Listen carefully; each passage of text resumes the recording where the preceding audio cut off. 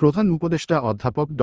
মুহাম্মদ ইউনূস আজ শুক্রবার চীনা প্রেসিডেন্ট সি জিনপিংয়ের সঙ্গে দ্বিপক্ষীয় বৈঠক করেছেন। প্রধান উপদেষ্টার ভেরিফাইড ফেসবুক পেজে এই তথ্য জানানো হয়।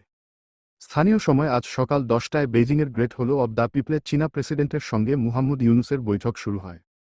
বৈঠকে তারা দ্বিপক্ষীয় স্বার্থসংশ্লিষ্ট বিষয় নিয়ে আলোচনা করেন। এই বৈঠকের পর মুহাম্মদ ইউনূস স্থানীয় সময় আজ বেলা 11:45 প্রেসিডেন্সিয়াল বেইজিংয়ে চীনা ব্যবসায়ী নেতাদের সঙ্গে একটি ইনভেস্টমেন্ট ডায়ালগে অংশগ্রহণ করার কথা। চীনা বিনিয়োগকারীদের বাংলাদেশ ব্যবসাবান্ধব পরিবেশ সম্পর্কে অবহিত এবং বাংলাদেশ চীনা বিনিয়োগ আকর্ষণ করতে এই অনুষ্ঠানের আয়োজন করা হচ্ছে।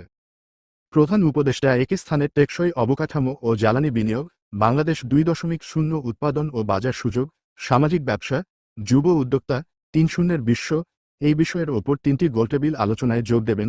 বৈঠককালে প্রধান উপদেষ্টা বিভিন্ন কোম্পানির প্রধান নির্বাহীর কর্মকর্তা, সামাজিক ব্যবসা সার্কেলের অভিজ্ঞ ব্যক্তি, বিখ্যাত চীনা কোম্পানির উচ্চপদস্থ কর্মকর্তা ও ব্যবসায়িক প্রতিনিধিদের সঙ্গে মতবিনিময় করবেন। ড. মুহাম্মদ ইউনূস চীনে নিযুক্ত বাংলাদেশের রাষ্ট্রদূতের সম্মানে আয়োজিত এক নৈশভোজে যোগ দেবেন। চ্যানেল বাংলাদেশ থেকে সাথে আছি আমি মোহাম্মদ মিঠু ইসলাম, ঢাকা।